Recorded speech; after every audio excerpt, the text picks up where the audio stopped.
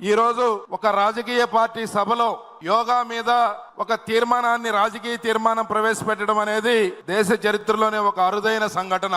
ఎందుకంటే తెలుగు జాతి ఉన్నతంగా ఎదగాలి, ప్రజలందరూ కూడా సుఖ సంతోషాలతో ఆరోగ్యవంతంగా ఉండాలని పరితపించిన వ్యక్తి మన నాయకుడు చంద్రబాబు నాయుడు గారు. అందుకే ఈ రోజు ఒక రాజకీయ పార్టీ సభ అయినప్పటికీ యోగా ద్వారా మనందరి జీవితాల్లో ఒక మెరుగైన ఫలితం వస్తుందని చెప్పి నమ్మి వారు ఈ తీర్మానాన్ని ఇక్కడ ప్రవేశపెట్టడం జరిగింది. అలాగే మీ అందరికీ తెలుసు, యోగా అనేది మన భారతదేశంలో పుట్టింది 5000 సంవత్సరాల క్రితం పుట్టి ఋగ్వేదంలో కూడా యోగా గురించి మెన్షన్ చేయబడి ఉంది. తర్వాత మన దేశానికి ఎంతో కీర్తి ప్రఖ్యాతులు తీసుకొచ్చింది ఈ యోగా అనేది. ఇది యోగా అంటే సాధారణంగా కొంతమంది అనుకున్నట్టు తల్లకిందులుగా తపస్సు చేయటమో లేకపోతే గట్టిగా శ్వాస బిగబట్టి ఉంచటమో కాదు.